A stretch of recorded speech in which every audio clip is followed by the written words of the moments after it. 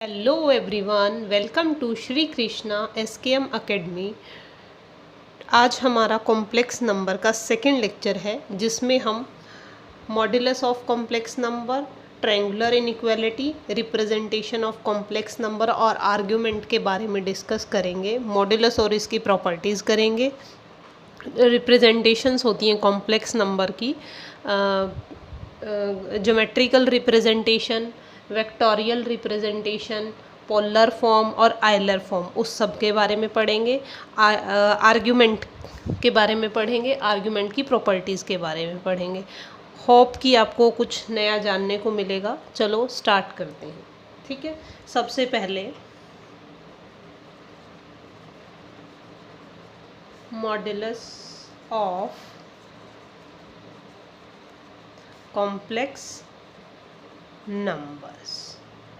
Complex number का modulus क्या होता है, देखिए। सबसे पहले for any complex number z is equal to a plus iota b, इस टाइप का होता है हमारा कॉम्प्लेक्स नंबर। इसके मॉड्यूलस को हम डिनोट करते हैं मॉड, ऐसे मॉड लगा के।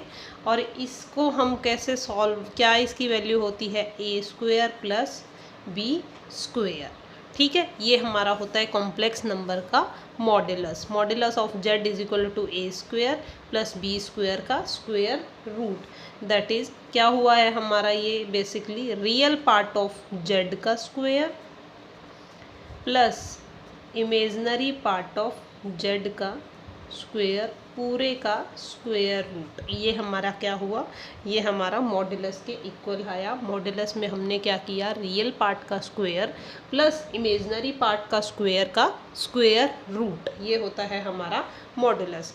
क्लियरली देखो, अब क्लियरली क्या होगा, मॉड्यूलस ऑफ z हमारा ग्रेटर देन इक्वल टू 0 रहेगा।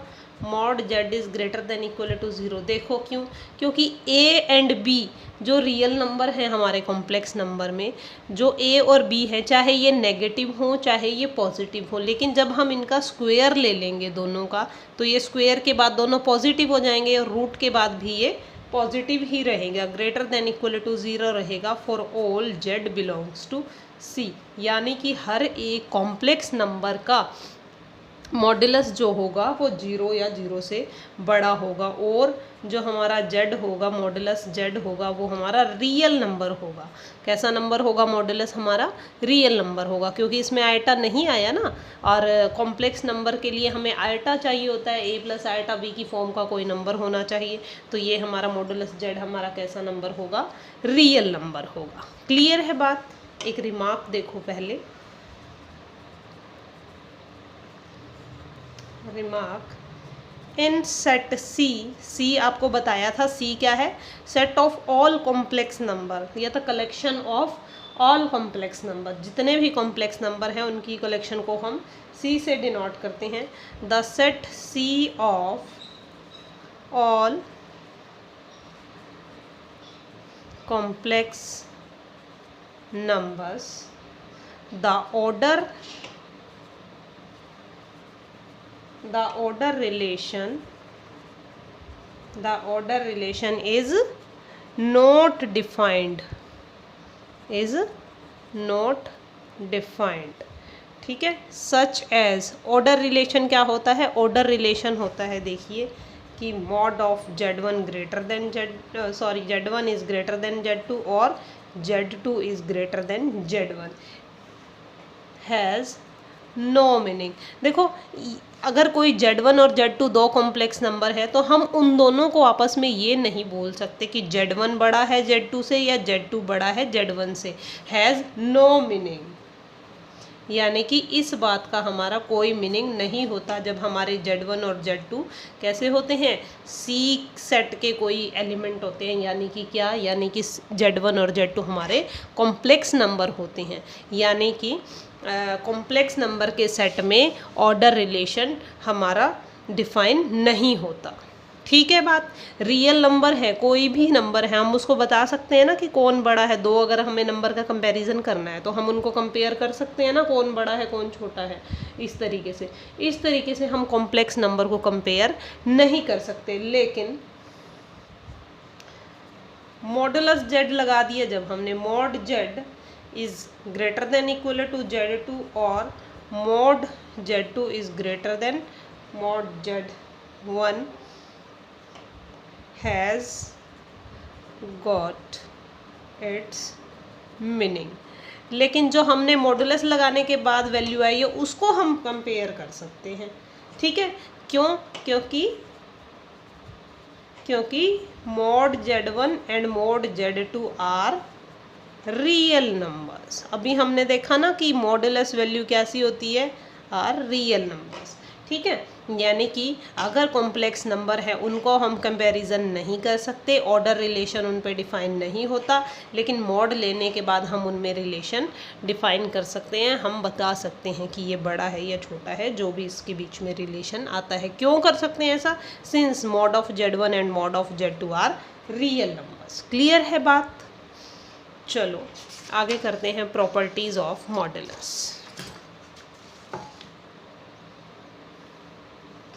Properties of modulus.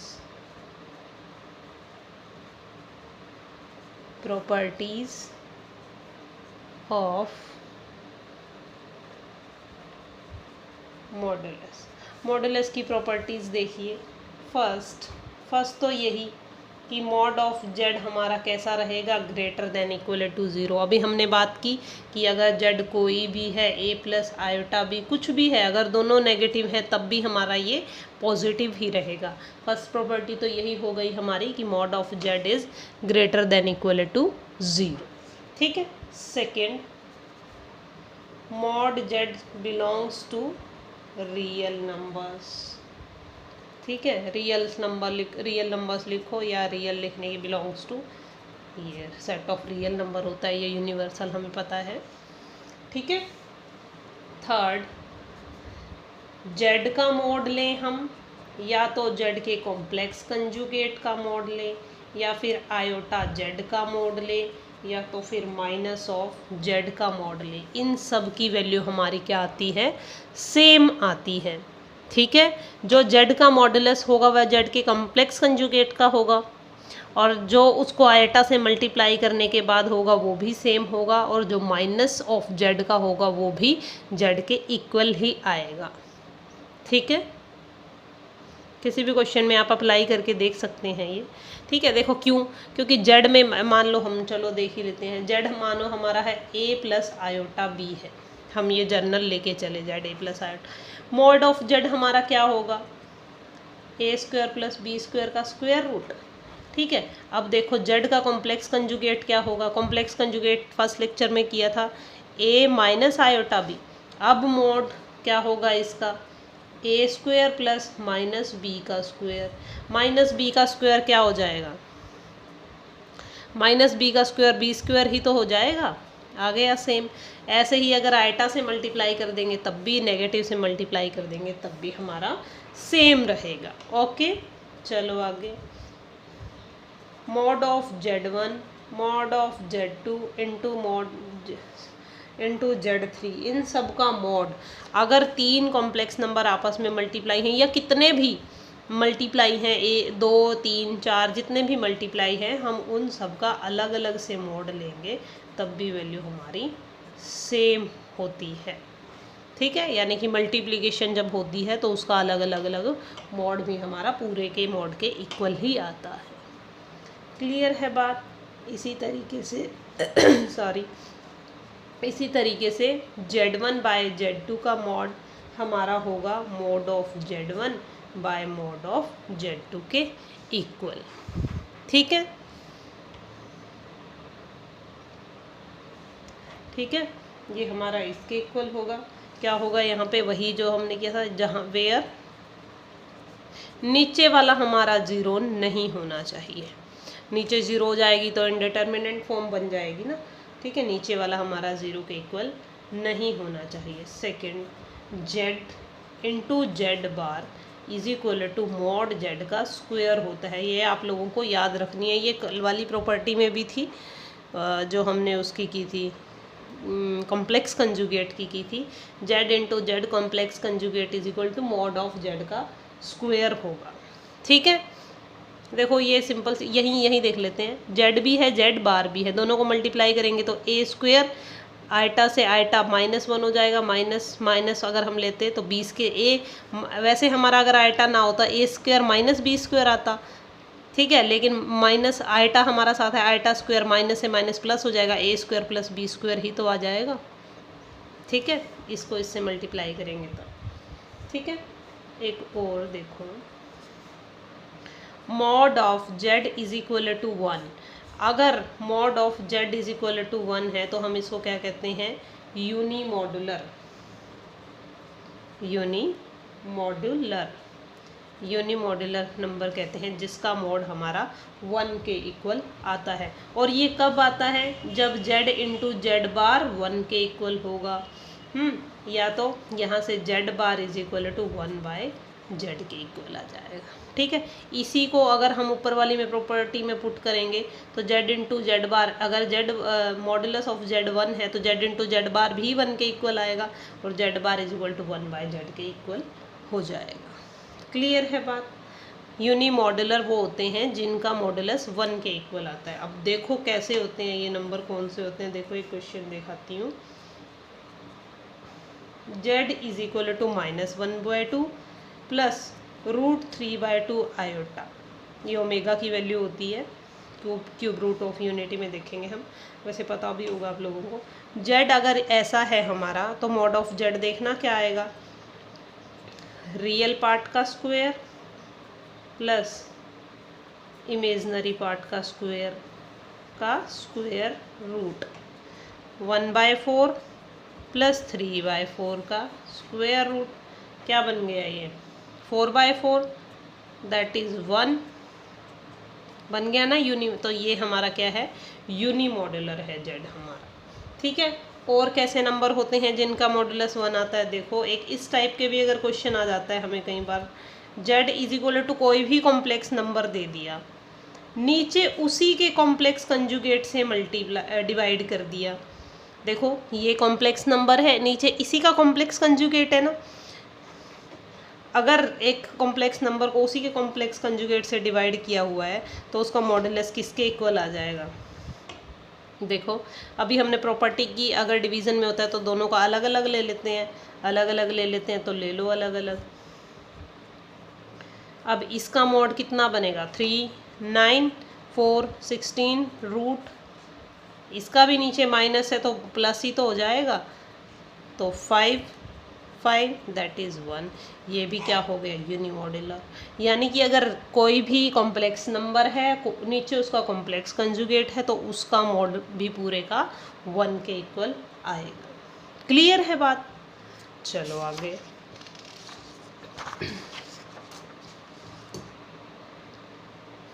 इसके बाद हम करते हैं मॉडुलस इनइक्वालिटी या ट्राइंगल इनइक्वालिटी बोलते हैं इसको, मॉडुलस इनइक्वालिटी या फिर triangle inequality.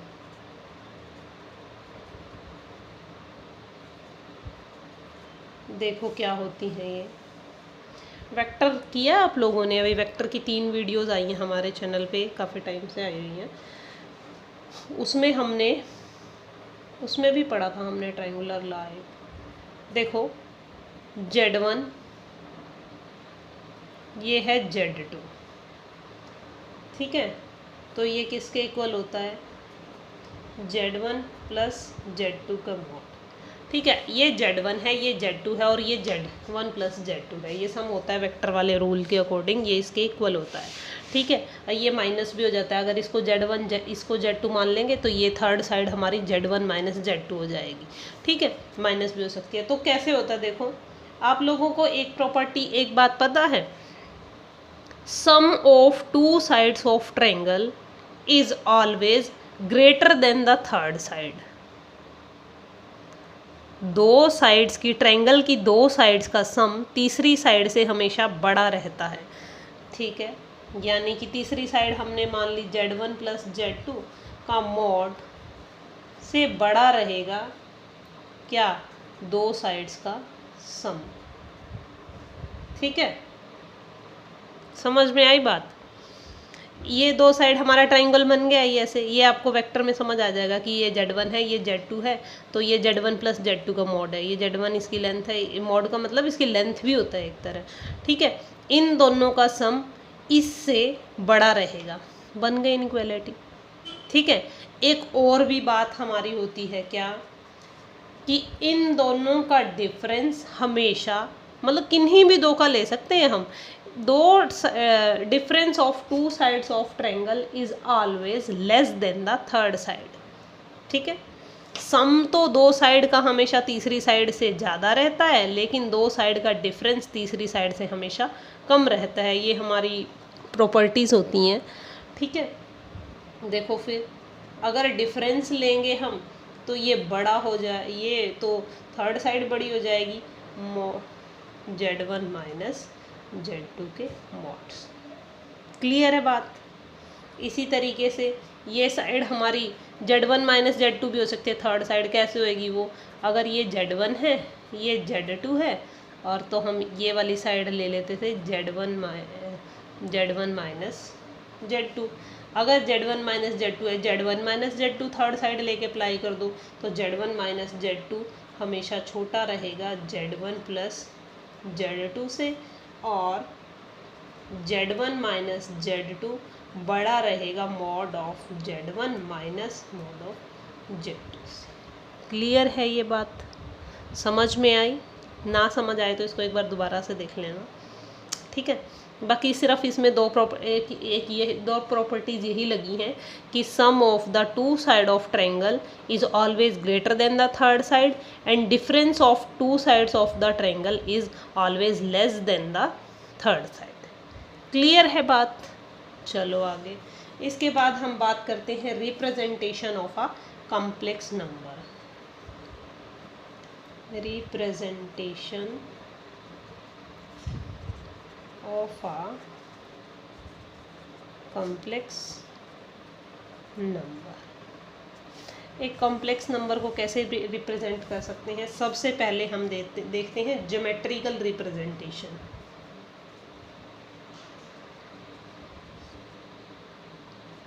Geometrical representation of a complex number.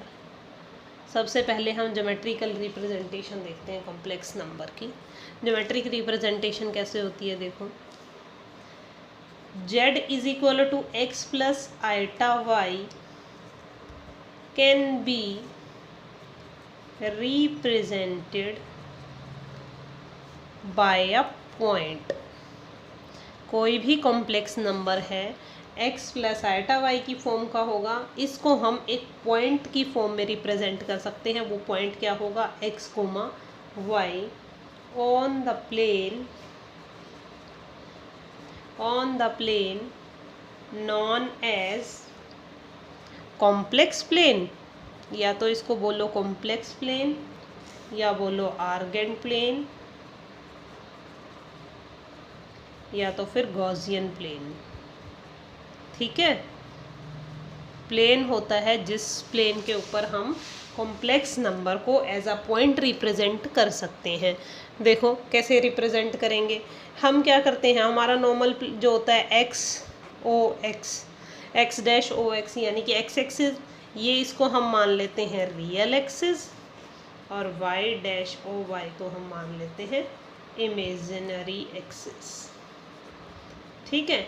Imaginary, real हमारा ये है, इमेजनरी हमारा ये है, यानी कि रियल पार्ट को रियल एक्सिस पे रिप्रेजेंट कर देते हैं, इमेजनरी को इमेजनरी पे, ठीक है।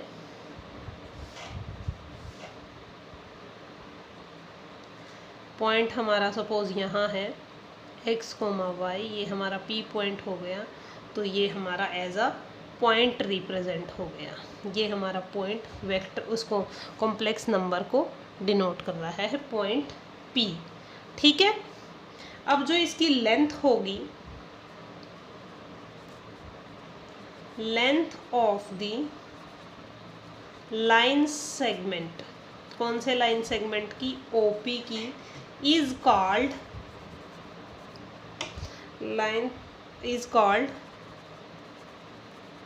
मॉड्यूलस ऑफ जेड, और डिनोट कैसे करेंगे, denoted by mod of Z. जो ये लेंथ होगी इसको हम जेड से, मॉड जेड से मॉड जेड बोलेंगे और इसको ऐसे रिप्रेजेंट करेंगे। देखो ये हमने रिप्रेजेंट किया है, यानी कि इस एक्सिस पे जो ये वैल्यू है ये कितनी है, यहाँ पे ये वैल्यू कितनी है, ये है एक्स, और ये वैल्यू ये है वाई। ठीक है, अब ये वाली लेंथ निकालनी है हमने ओपी। ओपी हमारा किसके इक्वल आएगा, पाइथागोरस लगाओ, इसका स्क्वायर प्लस इसका स्क्वायर का स्क्वायर रूट। ओपी हमारा किसके इक्वल है, मॉड जेड के इक्वल है। मॉड जेड हमारा क्या आ गया, X square plus Y square. यही तो हमने मॉडुलस में वैल्यू अभी निकाल ली है, जो की है ना। ये सारी चीज़ें इंटर रिलेट होती हैं, ठीक है, ऐसे ही नहीं कुछ भी हो जाता। ठीक है, तो ये हमारा एक्स था, ये वाई था, और ओपी की मॉडल लेंथ यानी कि मॉडुलस ऑफ ओपी क्या आ गया हमारा, मॉडुलस ऑफ जेड क्या आ गया हमारा, X square plus Y square का स्क्वायर रूट। इस तरीके से हम एक कॉम्प्लेक्स नंबर को एक पॉइंट के टाइप से रिप्रेजेंट कर सकते हैं। क्लियर है बात, क्लियर है बात। चलो आगे, ये हमने माना एंगल थीटा। जो ये एंगल थीटा होता है,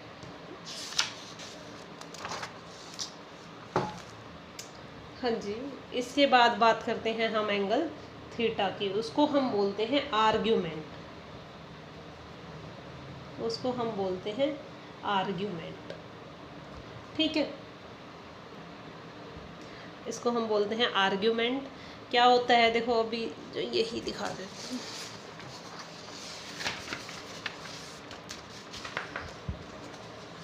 ये जो एंगल होगा ये हमारा होगा थीटा। क्या है ये, जो ओपी पॉजिटिव एक्स एक्सिस के साथ बना रहा है एंटी क्लॉकवाइज, उसको हम बोलते हैं आर्ग्यूमेंट। ठीक है, देखते हैं क्या होता है argument. The angle theta which OP makes with positive direction of x-axis in anti-clockwise sense। Anti clockwise sense में जो पॉजिटिव एक्स एक्सिस के साथ एंगल बनाता है is called the argument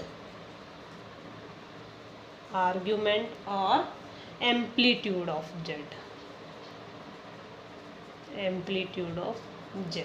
argument और एम्पलीट्यूड ऑफ जेड से हम बोलते हैं इस एंगल को, जो ये हमारा थीटा है।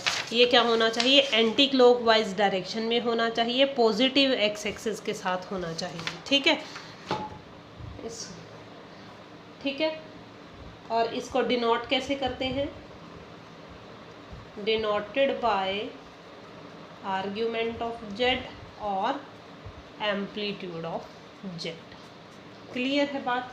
ये फाइंड आउट कैसे करते हैं, अब हम थीटा जो हमारा होगा इसको हम लिखेंगे tangent inverse imaginary part of Z by real part of Z. ये हमारा एक टाइप से फॉर्मूला होता है एंगल फाइंड आउट करने का। देखो, theta has infinitely many values. 2 pi के साथ डिफरेंस के साथ इसकी बहुत सारी वैल्यू होंगी। Theta has infinitely many values differing by multiples of 2 pi. 2 pi के साथ मल्टीपल के साथ डिफरिंग इसकी बहुत सारी वैल्यू हो सकती हैं, बट द जो यूनिक वैल्यू हो गई,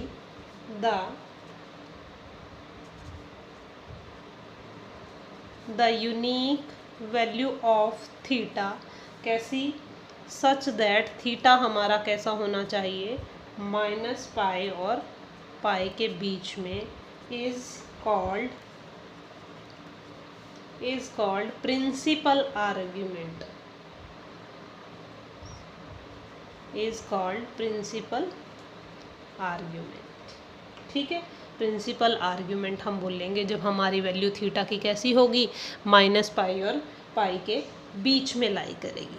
क्लियर है बात। अब देखो इसके केसेस हैं कि अगर पॉइंट हमारा फर्स्ट, सेकंड, थर्ड और फोर्थ क्वाड्रेंट में लाई करता है तो हमारा आर्ग्यूमेंट कैसे होगा, कैसे हम उसको फाइंड आउट करेंगे। देखो argument of z is equal to X plus iota Y, ये बहुत ध्यान से समझना, इसमें बच्चों को बहुत प्रॉब्लम रहती है, पूरा क्वेश्चन करने के बाद भी गलत करके आ जाते हैं। ठीक है, ध्यान से समझो एक बार ज़रा। आर्ग्यूमेंट हमें निकालना है Z X plus iota Y, जहाँ पे x भी ग्रेटर देन 0 है एंड y भी ग्रेटर देन 0 है। ठीक है, तो हम क्या कर लेंगे, देखो ये तो हमारा फर्स्ट क्वाड्रेंट में ही है, दोनों ग्रेटर देन 0 है, तो हमारा ये P पॉइंट जो एक्स वाई होगा ये हमारा फर्स्ट क्वाड्रेंट में लाई करेगा, ये हमें थीटा निकालना है, यही हमारा अल्फा के इक्वल मान लेते हैं हम। तो यहाँ पे हमारा क्या होगा, let alpha B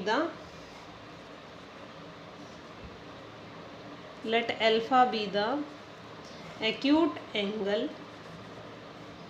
satisfying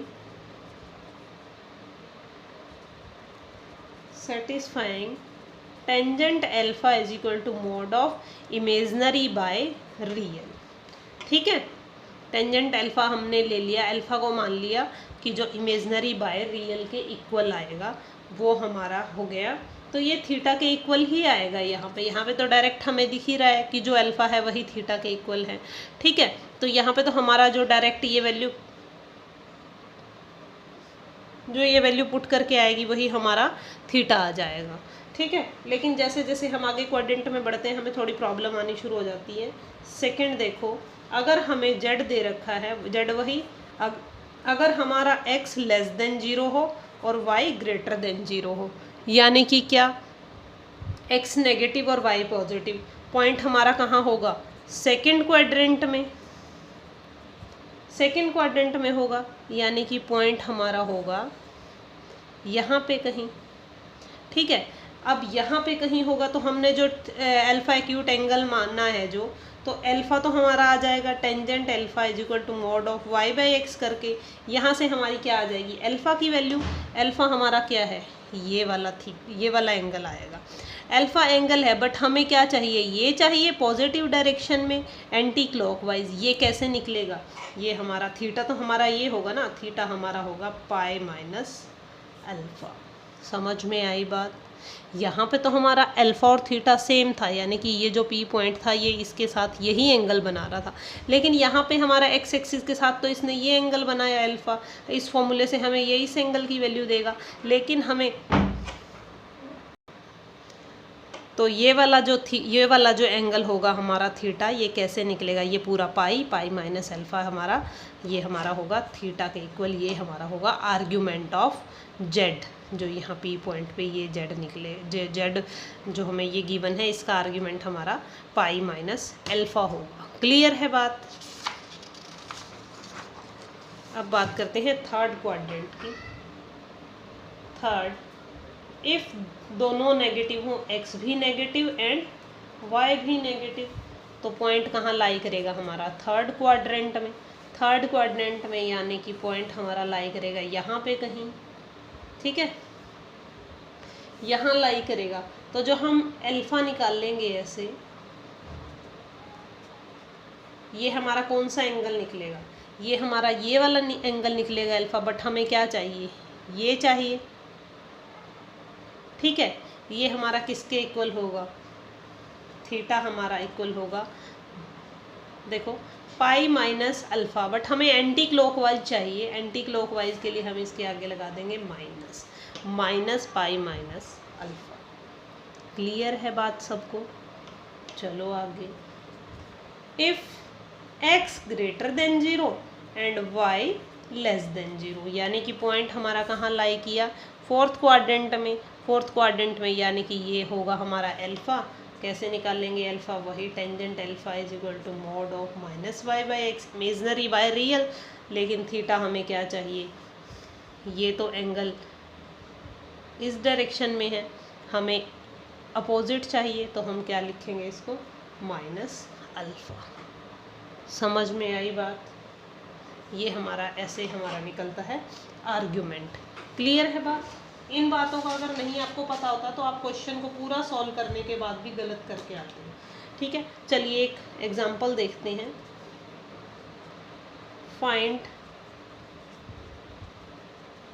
argument of -√3 minus iota. इसका आर्ग्यूमेंट निकालो। क्या होगा? टेंजेंट अल्फा क्या होगा? Imaginary part of Z by real part of Z. Imaginary क्या है? -1, रियल क्या है? -1/√3। क्या आ गया? 1/√3। 1/√3 यानी कि अल्फा टेंजेंट 1/√3 किस पे होती है वैल्यू? π/6 पे। अल्फा हमारा क्या आ गया? π/6। लेकिन पॉइंट कहाँ लाई कर रहा है हमारा? थर्ड क्वाड्रेंट में। थर्ड क्वाड्रेंट में है तो हमारा थीटा क्या होगा? -π माइनस π/6 दैट इज -5π/6। ये हमारा आंसर आएगा। यहाँ तक करके बच्चे छोड़ देते हैं, लेकिन आंसर ये भी ऑप्शन में मिलेगा आपको, ये भी मिलेगा। कंफ्यूज करने के लिए जानबूझ के ऐसे ऑप्शंस डाले जाते हैं ताकि आप थोड़ा सा भी मिलते ही वैसा वैसा सेम आप फटाक से टिक कर देते हो, क्योंकि टाइम नहीं होता ना पेपर में। ठीक है, बात ध्यान रखना है इस बात का। चलो इसके बाद हम रिप्रेजेंटेशन करते हैं, vectorial representation. Second,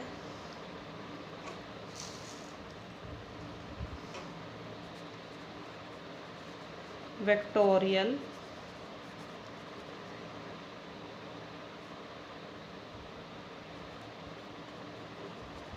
representation of complex number, यानी कि इसको हम कॉम्प्लेक्स नंबर को हम वेक्टर फॉर्म में भी रिप्रेजेंट कर सकते हैं। देखो z = x + ultra y is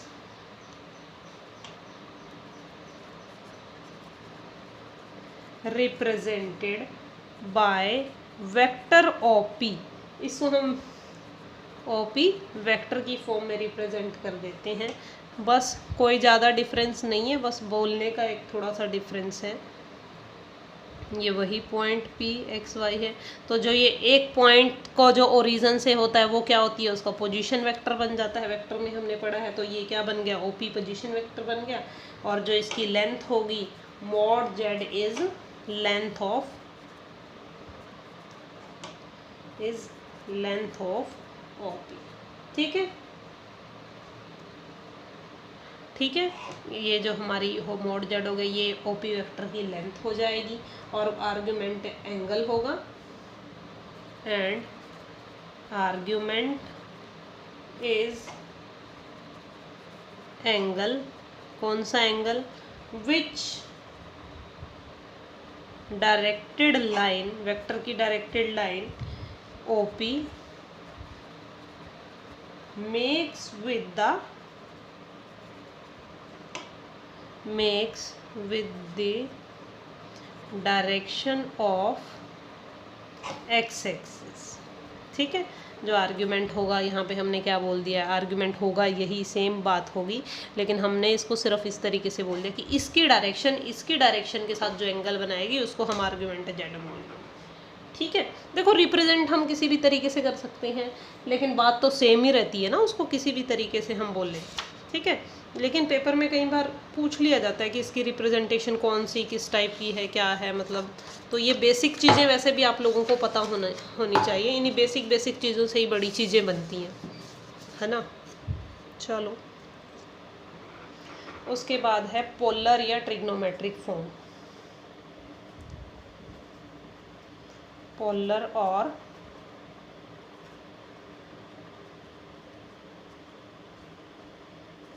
और trigonometrical form of a complex number. देखिए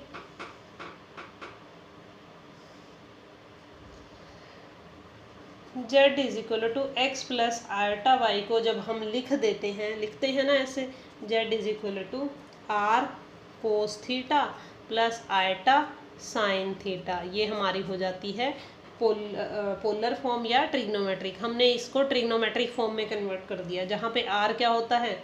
where R is modulus of Z and theta is argument of Z. ठीक है, ये हमारी होती है पोलर या ट्रिग्नोमेट्रिक फॉर्म। क्लियर है बात। देखो एक क्वेश्चन करते हैं।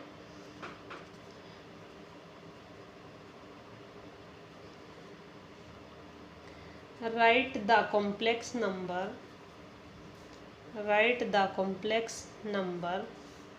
-1 minus iota in polar form. हमें कोई कॉम्प्लेक्स नंबर दे दिया, बोला गया इसे पोलर फॉर्म में रिप्रेजेंट करो। तो हमें पता है पोलर फॉर्म कौन सी होती है, Z is equal to R cos theta plus iota sine theta. इसके लिए हमें आर फाइंड आउट करना है और थीटा फाइंड आउट करना है। आर हमारा किसके इक्वल होता है, मॉड जेड के इक्वल।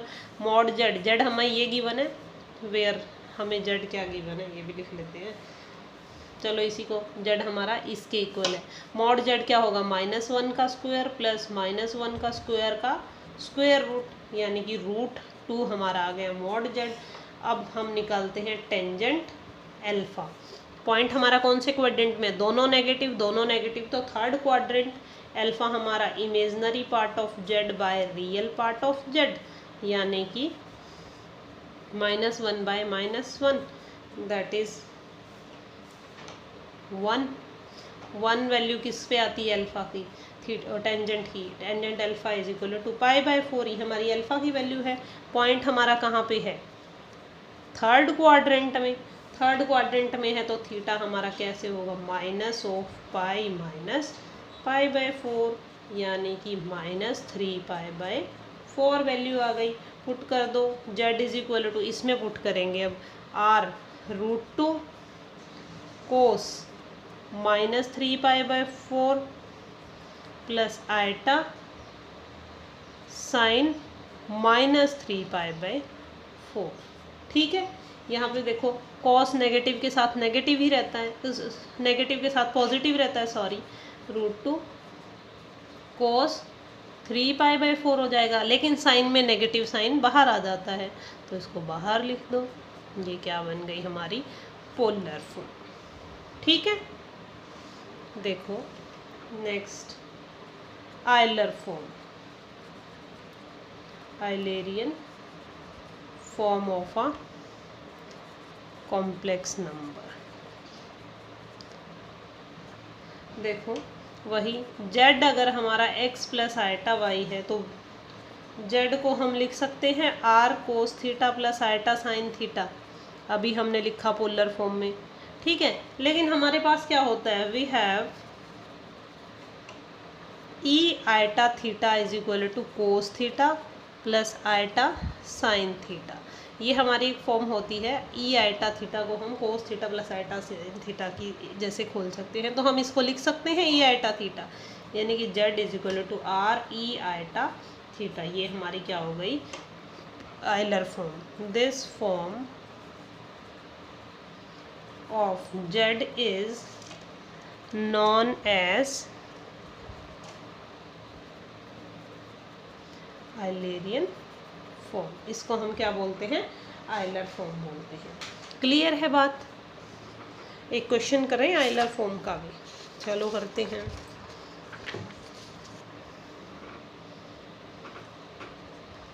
एक्सप्रेस